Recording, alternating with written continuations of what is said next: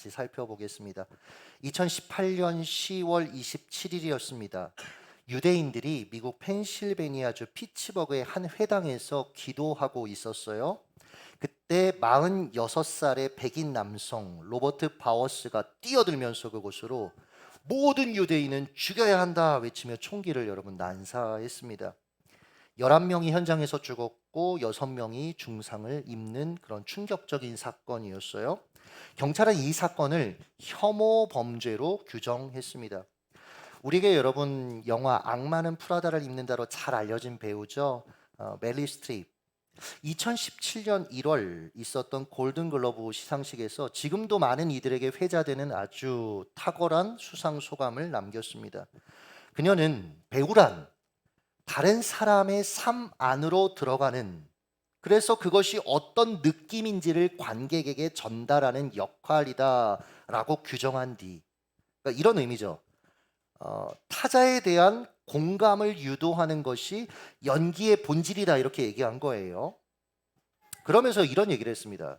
작년에 최악의 연기는 트럼프 대통령이 장애인 기자를 흉내내던 순간이다라고 이야기했어요.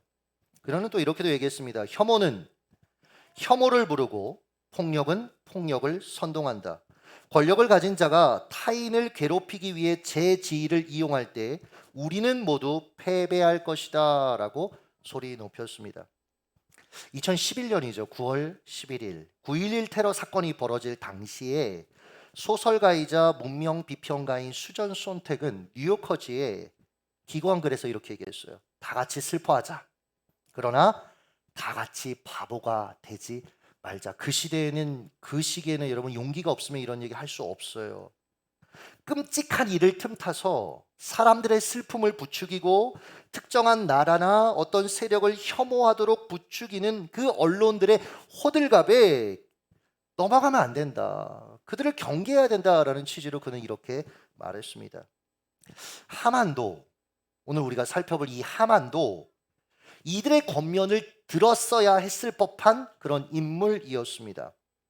그는 소수민족 출신이었음에도 불구하고 페르시아라는 대제국의 2인자에 등극한 인물입니다.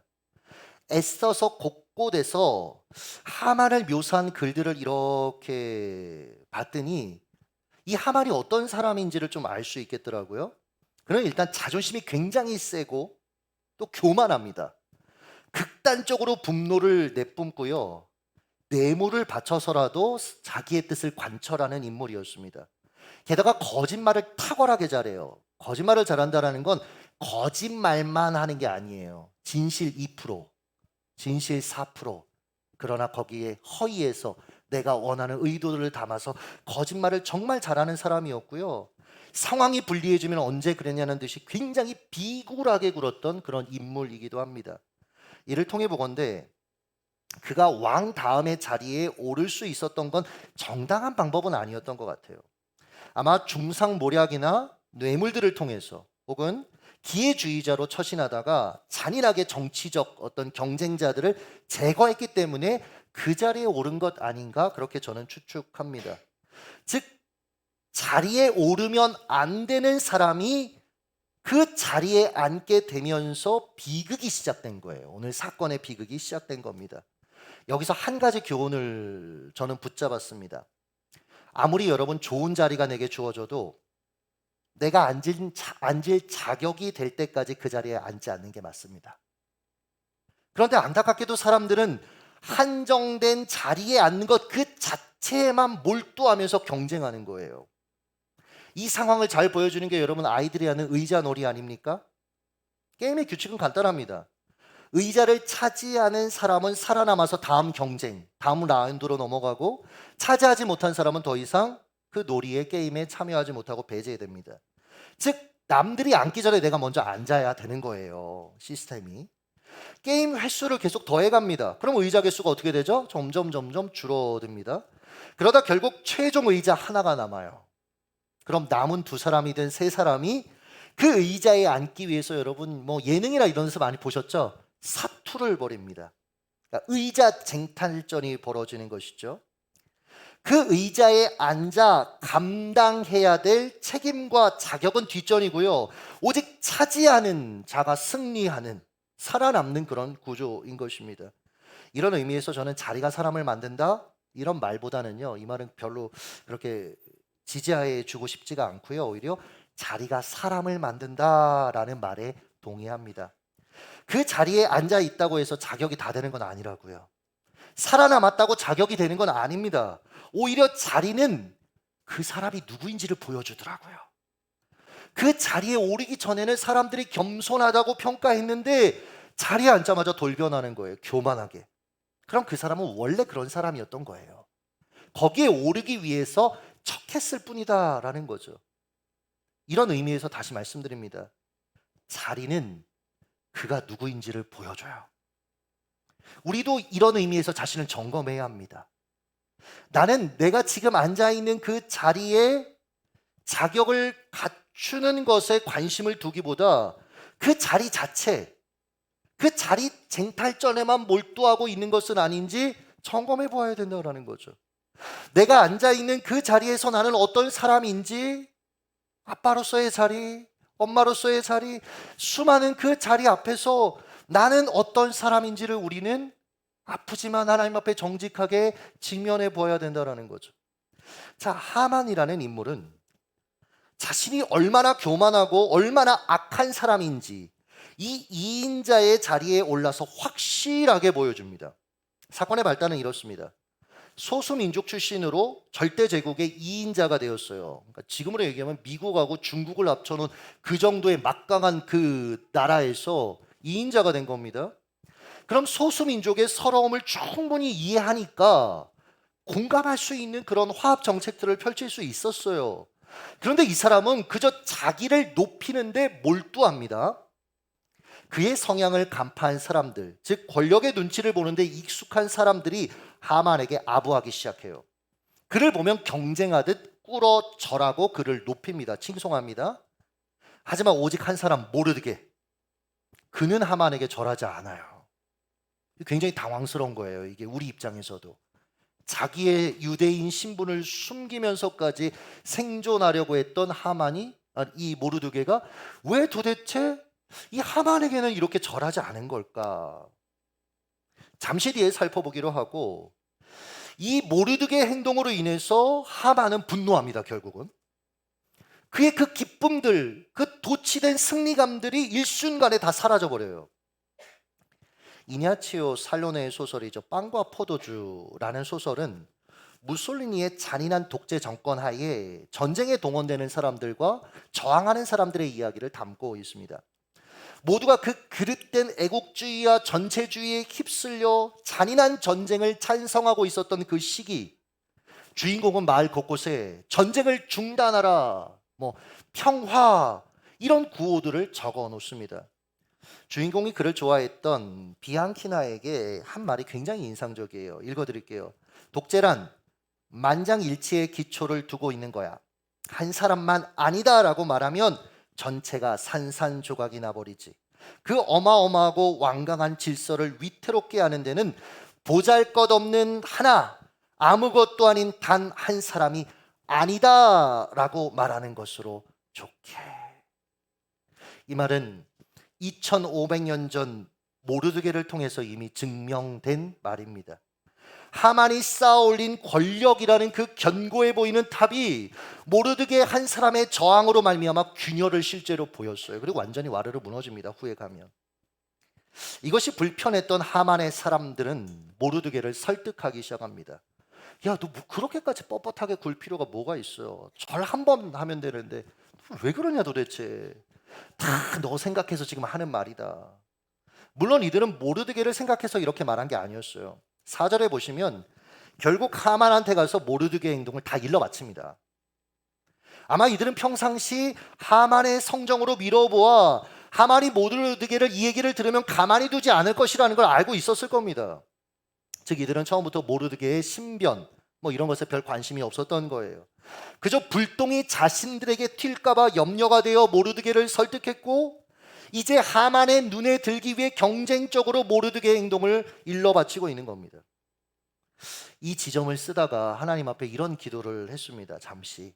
하나님, 우리 성도들이 이 비정하죠, 여러분. 이 세상이 얼마나 비정해요. 앞에서 놓고 뒤에서는 칼을 꽂는데요. 이 비정하고 비굴한 싸움에 참전하지 않게 하여 주시옵소서. 다만 악에서 구하소서. 아니나 다를까 여러분, 하만이 분노합니다. 게다가 모르드게가 유대인이라는 것을 전해 듣고는 유대인 전체를 말살해버리겠다, 제거해버리겠다라는 계획까지 세웁니다. 개인적인 감정에 민족적 혐오까지 지금 더해진 거예요. 여기서 우리는 잠시 모르드게가 왜 도대체 하만에게 절하지 않았는지 짚고 넘어가야 합니다. 왜 하만이 모르드게뿐만 아니라 유대인 전체를 말살하려고 했는지 짚고 넘어가야 돼요. 그냥 성경의 이야기니까 아니죠. 역사적 흐름들이 있습니다. 그들도 우리와 같은 사람들이었기 때문에요. 일단 모르드게가 단순히 하나님 외에 누군가에게 절하는 건 우상 숭배였기 때문에 라는 식으로 이해해서는 안 됩니다. 그는 당시 왕궁에서 일하고 있는 사람이에요. 즉 왕에게 예법상 절하는 것이 전혀 문제가 안 되는 사람이었습니다. 그런데 왕이 높이고 왕이 절하라고 명령한 하만에게는 절하지 않았어요. 이것은 역사적인 배경이 있습니다. 하만은 1절 보시면 아각 사람 함무다다의 아들이라고 그의 정체성이 소개되어 있어요. 아각, 여기서 말하는 아각은 아말렉의 왕이었습니다. 즉 이 아말렉은 유대인에게 원수 같은 존재였어요. 모르드게의 시점으로부터 1000년 전입니다. 모세와 이스라엘 백성들이 출애굽을 한 직후 아말렉이 어떻게 했죠? 모세 일행을 급습합니다. 이들은 정면에 군대와 정정당당히 맞서 싸우지 않았습니다. 뒤에 처진 약자들, 노인과 병자들, 여자와 아이들을 죽이고 약탈했어요. 모세는 당시 이 상황을 이렇게 설명합니다. 신명기 25장 18절 읽겠습니다. 시작. 곧 그들이 너를 길에서 만나 내가 피곤할 때 내 뒤에 떨어진 약한 자들을 쳤고 하나님을 두려워하지 아니하였느니라. 이들은 단순히 한 민족을 약탈했던 게 아니에요. 하나님을 대항했던 겁니다. 하나님의 백성들을 공격했던 겁니다. 이 사건 이후 하나님은 이스라엘의 첫 번째 왕이었던 사울을 통해서 아말렉을 진멸하라라는 계획을 실행시키십니다. 근데 여러분, 사울이 어떻게 돼요? 자기를 위해 아말렉 왕 그리고 전리품이었던 가축들을 그냥 살려두고 숨겨놨어요. 이때 여러분, 사울이 숨겨둔 왕이 아각입니다. 그러니까 하만은 유대인들에 대한 뿌리 깊은 적의를 지닌 민족의 후손이었던 거죠. 그의 피에 유대인들에 대한 증오가 흐르고 있었어요. 한편 이 모르드게는요, 베냐민 지파 사람이었습니다. 즉 사울의 후손이에요. 저 이게 너무 재밌더라고요. 조상은 자기의 욕심 때문에 하나님의 명령에 순종하지 않았는데 그 후손은 지금 하나님의 말씀에 따라 아말렉과 싸우고 있는 겁니다. 대항하고 있는 겁니다. 그는 하나님의 뜻에 걸맞게 지금 행동한 겁니다. 비겁했던 그가 어떻게 이렇게 용기를 내게 됐는지 그 감정 변화를 성경이 얘기하고 있지 않으니까 잘 모르겠어요. 그러나 결국 그는 결론적으로 아말렉을 대항합니다. 즉 그의 입장에서 하나님을 대적한 아말렉의 자손에게 절할 수 없었던 거예요. 그래서 절하라고 권하는 사람들에게 자신이 유대인이라고 그걸 밝혔던 거죠. 그렇게 숨기고 살았는데 밝혔던 거죠. 우리 역시 이 땅을 살다 보면 하나님의 사람으로 살기 위해 절대 타협할 수 없는 지점들을 만나게 됩니다. 직장 동료가 장기 출장지에서 하룻밤을 보내자고 유혹하는 경우들이 종종 있다고 하잖아요. 그런 순간을 우리가 만날 수도 있습니다. 상사가 회사의 횡령에 동조하라고 압박할 수도 있습니다. 학교에서 저 이런 일들을 많이 당해봤는데 교사가 기독교 신앙은 가짜라고 열변을 토한 뒤에 신앙을 철회하라고, 그래도 신앙 가질 사람 손 들어보라고 권할지도 모릅니다. 이런 일을 당하기 전에 우리는 모르드게와 유사한 상황에서 본을 보였던 다니엘과 세 친구들을 기억해내야 합니다. 이들은 어떠한 어려움이 오더라도 왕의 음식으로 자기를 더럽힐 수 없다라고 결심했다라고 해요. 이들은 위기가 현실이 된 후, 유혹이 찾아온 직후 맞서 싸우겠다, 타협하지 않겠다 이렇게 결심한 게 아닙니다. 미리 마음을 결정했어요. 그러니까 여러분, 실전에서 승리하기 원한다면 미리 마음을 정하셔야 됩니다. 하나님 앞에 하나님 저는 이건 세상 두 쪽이 나도 하나님의 백성으로서 이거는 제가 타협하지 않겠습니다라는 뜻을 우리는 정할 수 있어야 된다라는 거죠. 악한 유혹과 압박으로부터 하나님의 사람으로서의 길을 선택하겠다고 결심해야 되죠. 가능하다면 좀 더 어릴 때 조나단 에드워드가 결심문을 쓸 때가 10대였다라고 얘기를 하죠. 하나님 앞에 자신의 삶을 그렇게 결심하고 결단하고 내어드린 것처럼 우리도 그렇게 승리하시길 예수님의 이름으로 축복합니다. 자, 분노한 하만이 이 개인적인 이 감정에 이제 민족적인, 자기도 알고 있으니까 베냐민 지파라는 걸, 유대인이라는 걸, 모르드게가 민족적 혐오까지 지금 덧붙입니다. 그는 페르시아 제국에 흩어져 살고 있었던 유대인 400만 명을 일순간에 몰살할 그런 계략을 세웁니다. 속된 말로 나가도 너무 나간 거예요. 모르드게만 처리하거나 그것만 짚고 넘어가야 되는데 너무 나간 겁니다. 이를 통해 보건대 자신의 주어진 권한과 한계를 제한하지 않는 권력은 악마적으로 변합니다. 타락한 권력은 자기에게 위임된 이들을 대상화 혹은 사물화합니다. 사람을 내가 쓰다 버릴 수, 왜냐면 사물이니까 그냥 쓰다 버릴 수 있다고 생각하는 거예요. 제거할 수 있다고 생각하는 거예요. 내 눈앞에 있는 사람을 대상화하는 순간 그렇게 취급하는 거예요. 비정하게, 잔인하게, 게다가 오만합니다. 과거 한 성공한 사업가, 신앙인이라고 자처하는 분이 자기 의지대로 제가 움직이지 않으면 이렇게 하겠다고 제가 얘기했어요. 저는 아직도 기억합니다. 내 말대로 안 하면 가만 안 둘 겁니다. 뭐 여기까지는 뭐 들어왔어요. 후회할 겁니다. 난 나서서 싸우지 않아요. 이 말이 너무 유치하고 그 사람의 수준을 보게 됐어요. 가장 하급의 사람을 붙여서 상대도 하급으로 만드는 진흙탕 싸움을 나는 시킵니다. 그러니 그러고 나서도 고고할지 내가 한번 지켜보겠습니다. 여러분, 하나님을 알고 하나님을 두려워한다면 절대로 이렇게 말하면 안 됩니다. 이렇게 할 능력이 설사 내게 있더라도 하나님의 형상인 사람을 향해서 이렇게 하면 안 돼요. 내 아내이기 이전에, 내 남편이기 이전에, 내 가족이기 이전에, 내 직장 동료이기 이전에 그는 하나님의 형상으로 창조된 사람입니다. 이 기본적인 존중이 없으면 여러분 우리는 선을 넘게 되는 거예요. 이 분노한 하만은 거사를 치를 날을 결정하기 위해서 어떻게 되는지 아십니까? 점술가를 불러서 제비를 뽑아요. 전 세계 최강대국의 2인자가 지금 이러고 있는 겁니다.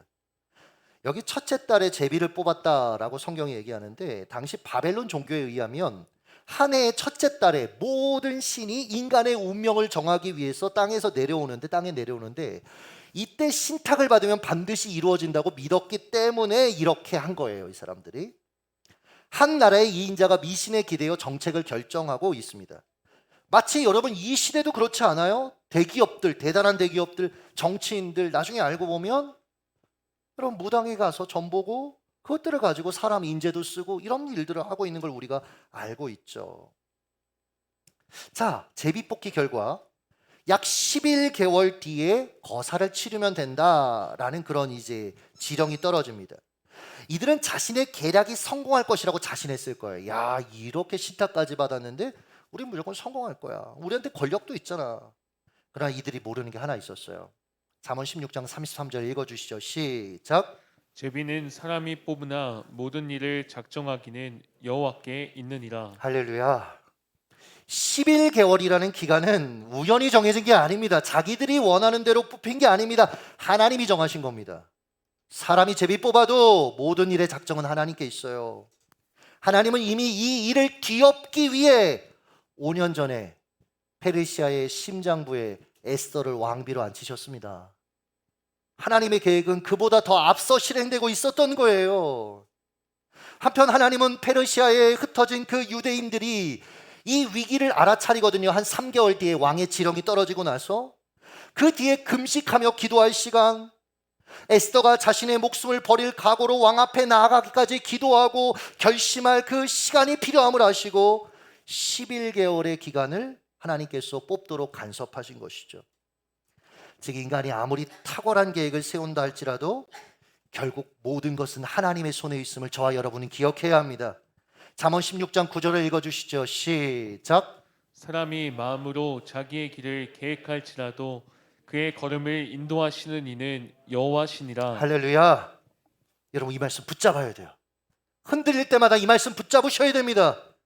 그러므로 어려움의 때, 내가 통제할 수 없는 일들을 만난 그때 너무 조급해하거나 인간적인 방법으로 그 일을 처리하지 마십시오. 오히려 하나님을 신뢰함으로 하나님의 때를 기다리며 성경적 가치로 잘 보이지 않는 그 앞걸음을, 그 앞을 한 걸음 더 내리는 겁니다. 다 보려고 하지 마세요, 여러분들. 다 볼 수 있다면 하나님입니다. 우리는 더듬거리며 진리의 말씀을 붙들고 한 걸음을 또 내딛는 겁니다. 또 순종의 걸음을 내딛는 겁니다. 때로는 확신이 없어도 또 내딛는 겁니다. 왜요? 내가 내 삶을 인도하는 것이 아니라 하나님이 인도하신다. 하나님이 기뻐하시는 삶을 살기 원합니다. 하나님, 여러분 그렇게 승리하시길 예수님의 이름으로 축복합니다. 악은 반드시 패배합니다. 하나님은 반드시 승리하십니다. 말씀을 맺겠습니다. 저는 설교자잖아요. 설교자의 특권이자 책임이 뭐냐면 먼저 말씀을 연구하고 삶에 적용 실천할 수 있다는 점이라고 저는 늘 생각을 해요.